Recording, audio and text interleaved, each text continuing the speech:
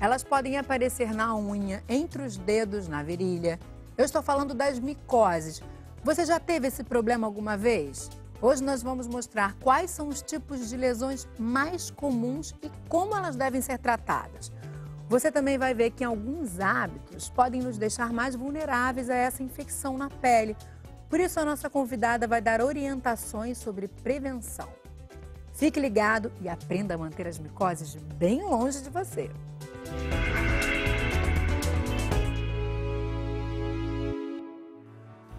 Sou Daniela Lemes, dermatologista, membro da Sociedade Brasileira de Dermatologia e vou falar com vocês sobre micoses.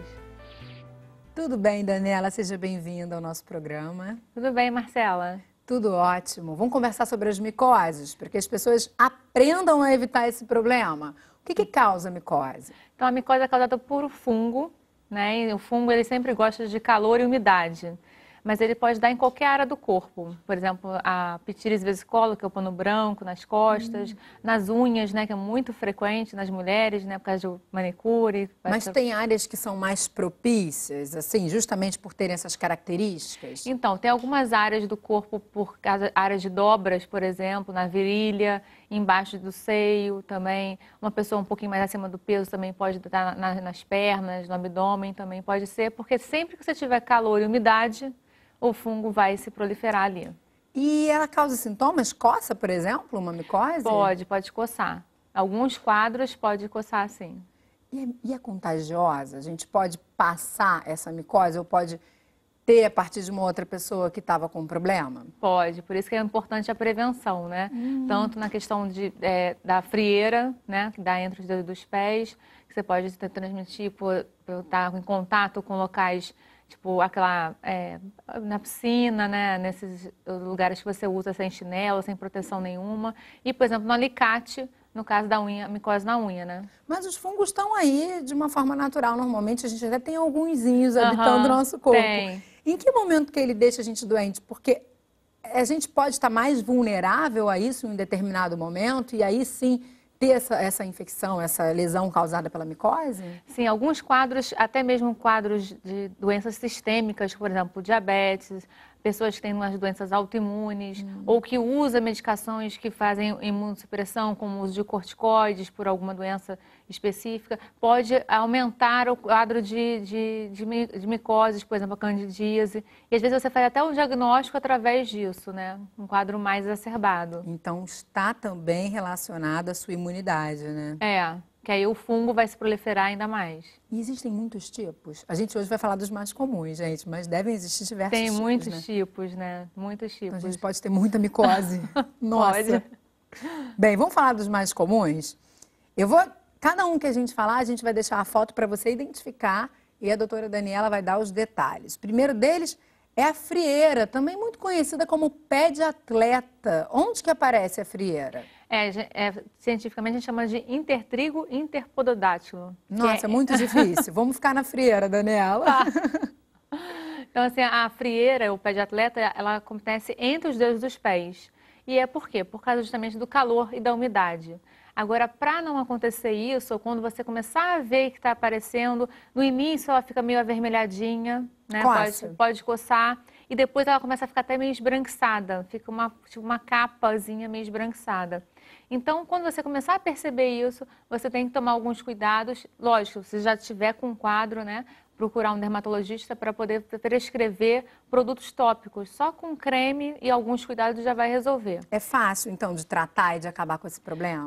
Esse aí é fácil e também para fazer uma profilaxia, ou seja, para não ter.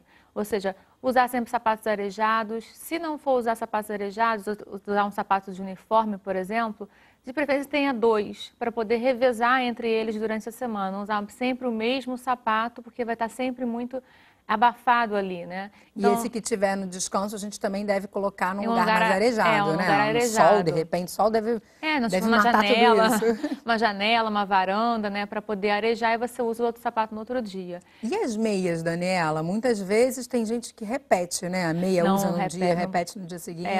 Meia não dá para repetir, de preferência meias sintéticas. Hoje em dia tem umas meias que permitem melhor essa transpiração, que são um pouco mais caras, mas também podem ser usadas. Mas aquelas meias de algodão também podem ser usadas, mas você tem que sempre que lavar, né? Não tem como você repetir a meia, porque por mais que você ache que não transpirou tanto, né, realmente fica um pouco de umidade ali.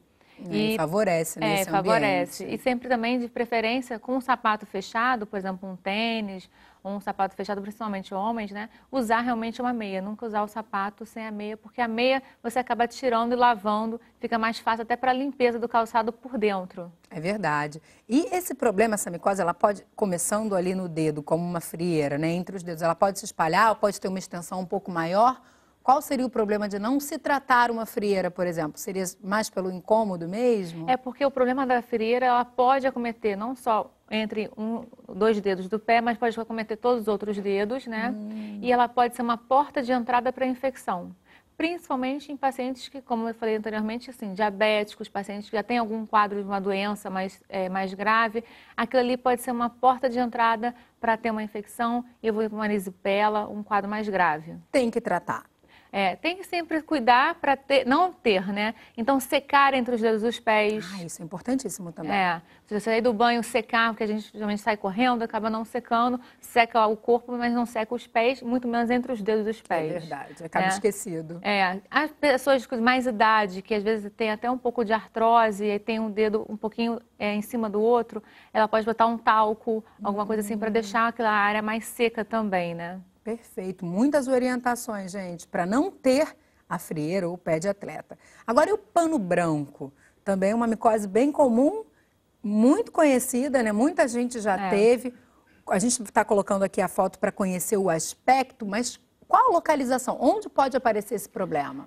No caso, o pano branco, né, que é Pityriasis vesicolor, é um quadro bem comum, porque na verdade é um fungo que fica, é saprófita, ou seja, ele já fica no nosso organismo. Todo mundo tem esse fungo normalmente, só que com um quadro, às vezes, de um quadro mais de calor e umidade, geralmente no verão, quando acontece mais, ou na época de adolescência, quando os hormônios estão mais ativos, tem maior oleosidade, eles ficam mais exacerbados e aí aparecem as lesões, que são as lesões geralmente nas áreas mais oleosas, né? Nas costas, né? Nos braços, né? Às vezes assim nessa região do tórax também pode acometer.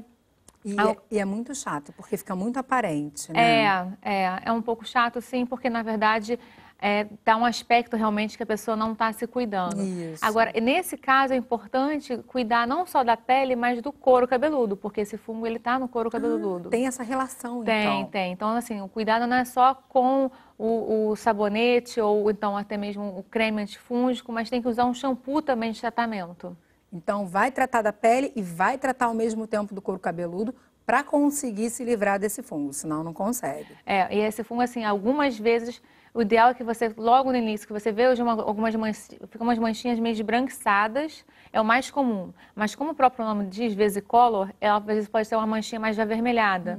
Mas geralmente começa nessa área das costas, mais parte dos ombros. Então, começar a tratar logo precocemente, porque quando tem um quadro mais exacerbado, às vezes tem que usar medicação oral também. É mais chatinho, então, o tratamento, né? E aquelas manchinhas branquinhas, depois elas ficam residuais. Muitas das vezes você vê uma pessoa com as manchinhas branquinhas que já tratou e aí fica um resíduo do fungo que não deixa a parte de pigmentação na pele. Mas depois dá para melhorar, assim, ao longo do tempo, tomando um pouquinho de sol? Dá para melhorar, mas é um pouquinho mais complicado. Já é mais chato, né? Já é mais complicado. E a micose de unha? Muita mulher com essa história de manicure, né? De fazer a unha, às vezes acaba pegando uma micose dessa na unha.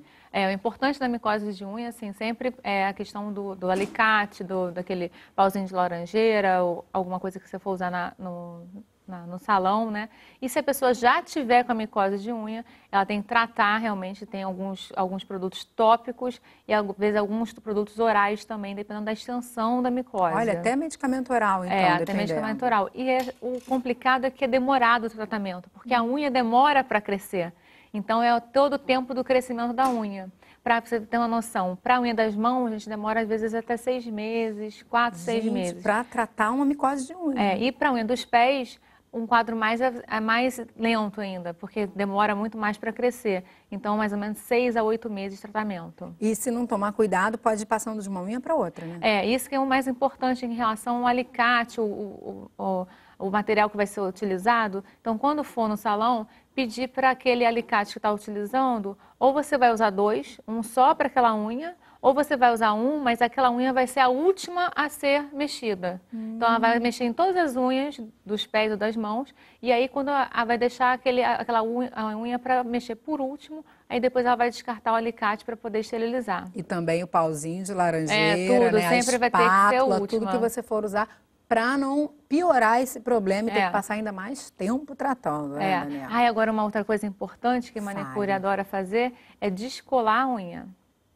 Fazer assim para limpar um pouquinho e ela descola um pouquinho com um pauzinho de laranjeira ou com alguma outra coisa para limpar, teoricamente, a unha.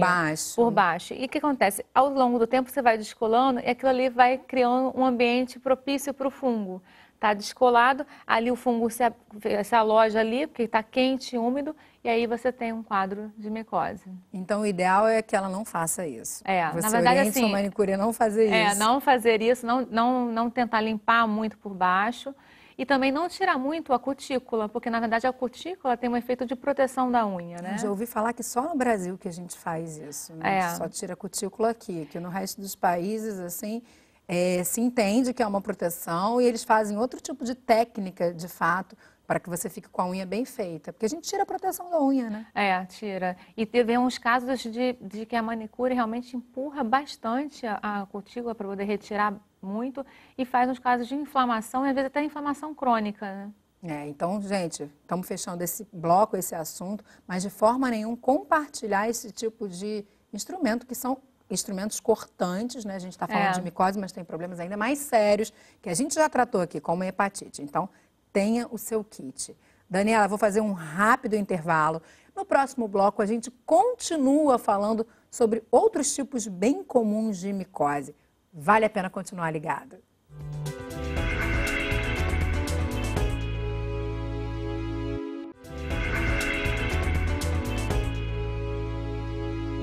O Ligado em Saúde está de volta. Hoje estamos conversando sobre as micoses. E a nossa convidada é a dermatologista Daniela Lemes. Daniela, vamos trazer mais 2 tipos bem comuns de micose. O primeiro deles é a candidíase. Onde que esse problema pode acontecer no nosso corpo? A candidíase pode acontecer em qualquer área do corpo.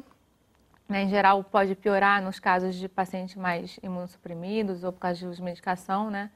Ou até mesmo a pessoa pode estar mais debilitada, né? Ou seja, o sistema imunológico dela está um pouco deficiente e não está conseguindo combater, né, a cândida.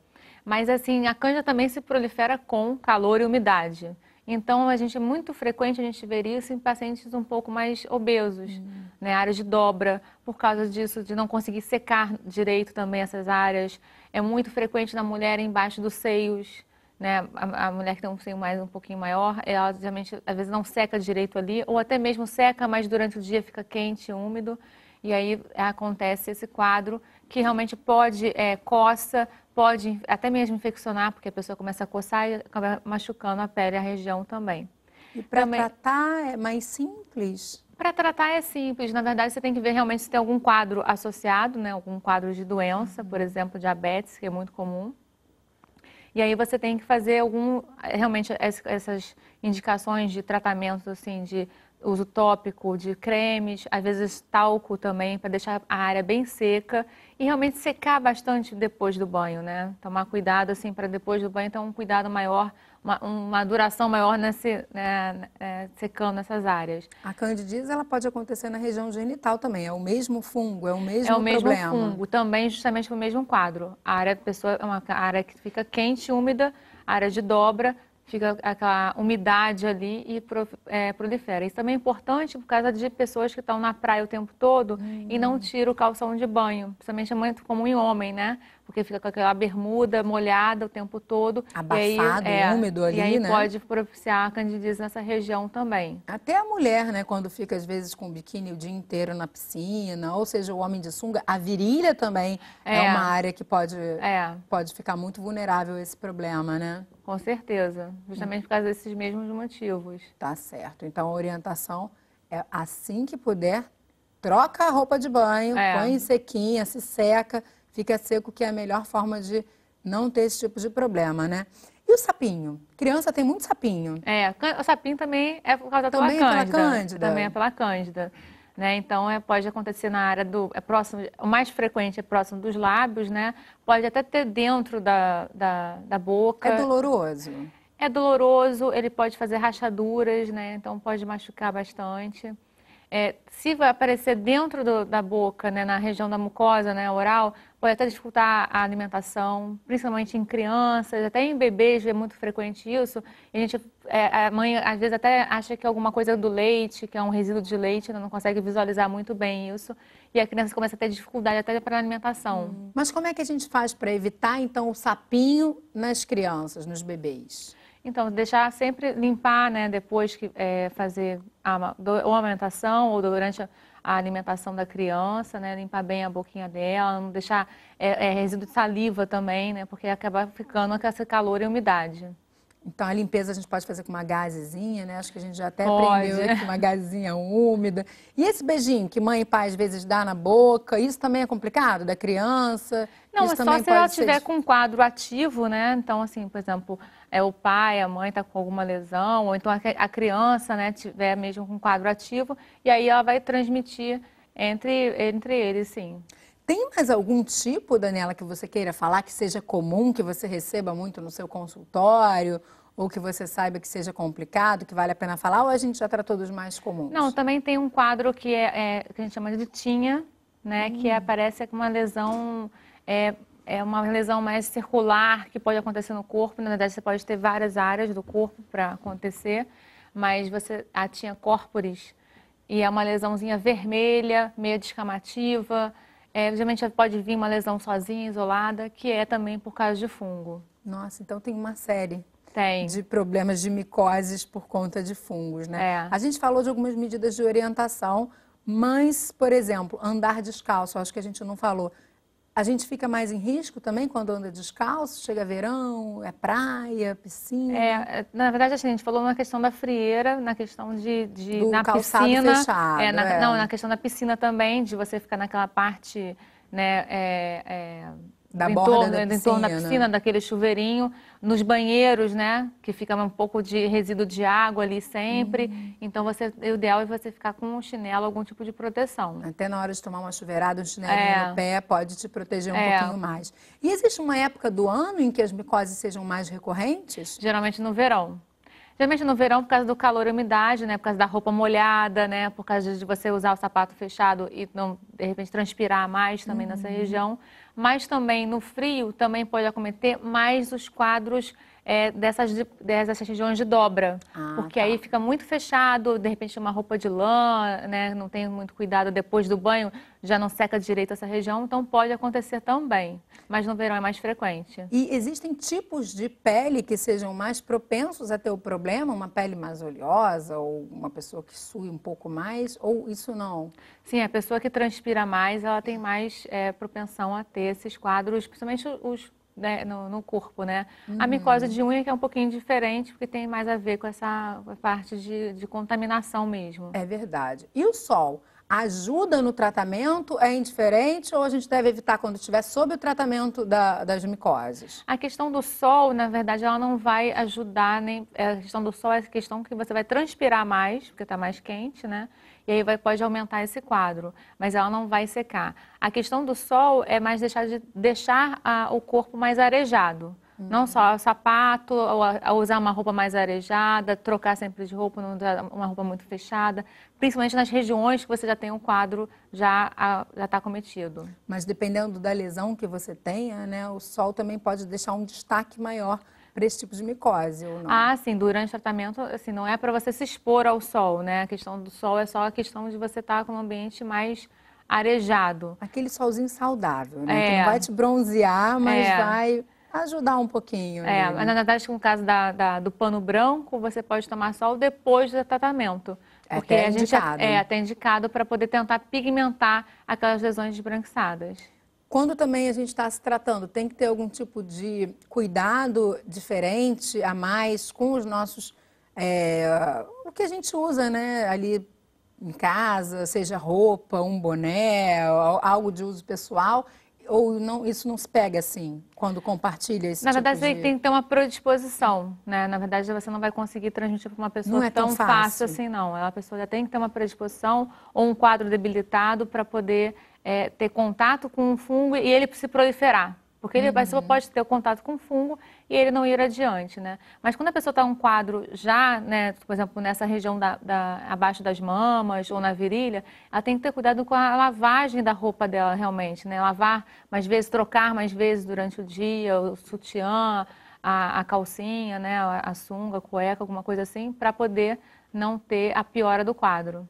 Para a gente fechar, quero que você deixe aqui um recado final, um alerta sobre a continuidade do tratamento. A gente viu que tem alguns fungos que são mais chatinhos de serem tratados, né?